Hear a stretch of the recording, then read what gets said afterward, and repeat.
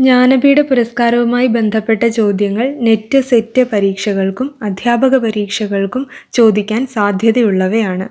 കാലക്രമത്തിൽ ചോദ്യമുണ്ടാവാം, അല്ലെങ്കിൽ ചേരുംപടിയായി ചോദിച്ചു കാണാറുണ്ട്. അതുമല്ലെങ്കിൽ ഇന്ന വ്യക്തിക്ക് ഏത് വർഷമാണ് ജ്ഞാനപീഠ പുരസ്കാരം ലഭിച്ചത് എന്ന രീതിയിൽ ചോദ്യങ്ങൾ ഉണ്ടാവാറുണ്ട്. ഏത് കൃതിക്കാണ് ഇന്ന വ്യക്തിക്ക് ജ്ഞാനപീഠ പുരസ്കാരം ലഭിച്ചത് എന്ന രീതിയിലും ചോദ്യങ്ങൾ വരാറുണ്ട്. അതുകൊണ്ട് കൃത്യമായി കാലക്രമത്തിലും ഏത് കൃതിക്കാണ് ലഭിച്ചത് എന്നതും ഓർത്തുവെക്കുക. 1965 ജി ശങ്കരക്കുറുപ്പിൻ്റെ ഓടക്കുഴൽ എന്ന കവിതാ സമാഹാരത്തിനാണ് മലയാളത്തിൽ ആദ്യമായി ജ്ഞാനപീഠ പുരസ്കാരം ലഭിക്കുന്നത്. 1980 എസ് കെ പൊറ്റക്കാടിൻ്റെ ഒരു ദേശത്തിൻ്റെ കഥ എന്ന കൃതിക്കും ജ്ഞാനപീഠ പുരസ്കാരം ലഭിക്കുന്നു.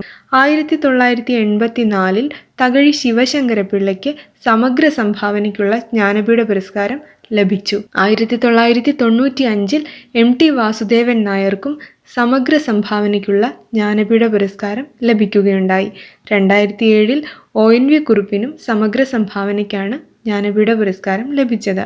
2019 അക്കിത്തം അച്യുതൻ നമ്പൂതിരിക്കും സമഗ്ര സംഭാവനയ്ക്കാണ് ജ്ഞാനപീഠ പുരസ്കാരം അവസാനമായി ലഭിച്ചത്. അങ്ങനെ നിലവിൽ 6 ജ്ഞാനപീഠ പുരസ്കാരങ്ങളാണ് മലയാളത്തിനായി ലഭിച്ചിട്ടുള്ളത്. 1965, 1980, 1984, 1995, 2007, 2019 എന്നിങ്ങനെയാണ് ജ്ഞാനപീഠം ലഭിച്ച കാലക്രമം. G Sankarakurup, S K Pottekkatt, Thakazhi, M D, O N V, Akkitham ഇതാണ് ലഭിച്ച വ്യക്തികളുടെയും കാലക്രമം. ജി ശങ്കരക്കുറുപ്പിനും എസ് കെ പൊറ്റക്കാടിനും മാത്രമാണ് കൃതികൾക്കായി ജ്ഞാനപീഠ പുരസ്കാരം ലഭിച്ചത്. ബാക്കി 4 പേർക്കും സമഗ്ര സംഭാവനയ്ക്കാണ് ജ്ഞാനപീഠ പുരസ്കാരം ലഭിച്ചത്.